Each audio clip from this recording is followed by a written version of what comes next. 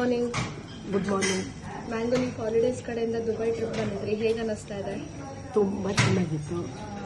ನೀವಿರೋ ಶಿವಮೊಗ್ಗ, ನಾವಿರೋದು ಬ್ಯಾಂಗ್ಳೂರು ಆಯಿತಾ. ನಮ್ಮ ರಿಲೇಷನ್, ನನ್ನ ಫ್ರೆಂಡ್ ರಿಲೇಷನ್ ಶಿವಮೊಗ್ಗದಲ್ಲಿದ್ದರು. ಅವರು ನನ್ನ ಫ್ರೆಂಡ್ ಅವ್ರ ಕಡೆಯಿಂದ ನಾವು ಮತ್ತು ಫ್ರೆಂಡ್ಸ್ ಎಲ್ಲ ಬಂದಿದ್ದೀವಿ. ತುಂಬ ಚೆನ್ನಾಗಿತ್ತು. ನಾವು ಕಾಸ್ಟ್ ಜಾಸ್ತಿ ಆಯಿತು ಅಂತ ಅಂದ್ಕೊಂಡ್ವಿ. ಏನು ಮಾಡ್ತಾರೋ ಅನ್ನೋ ಒಂದು ಟೆನ್ಷನ್ ಇತ್ತು. ಹೇಗೆ ನಮ್ಮನ್ನು ಮೇಂಟೈನ್ ಮಾಡ್ತಾರೆ, ಫುಡ್ ಹೇಗೆ ಇದು ಮಾಡ್ತಾರೆ. ಅದು ದುಬೈಯಲ್ಲಿ ನಮ್ಮ ಇಂಡಿಯನ್ ಫುಡ್ ಸಿಗೋದು ತುಂಬ ಕಷ್ಟ ಅನಿಸುತ್ತೆ ನಮಗೆ. ಪ್ರತಿದಿನವೂ ನಮ್ಮ ಇಂಡಿಯನ್ ಹೋಟೆಲ್ಗಳನ್ನೇ 5 ಸ್ಟಾರು ಹೋಟೆಲ್ನೇ ಊಟ ಕೊಡಿಸಿದ್ರು. ನಮ್ಮ ಇಂಡಿಯನ್ ಫುಡ್ ಎಲ್ಲ ಕಡೆ ಚೆನ್ನಾಗಿತ್ತು.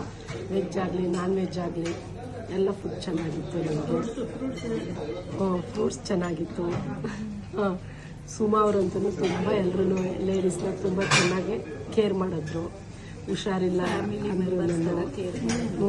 ಹುಷಾರಿಲ್ಲ ಅಂದರೆ ಕೇರ್ ಮಾಡಿದ್ರು.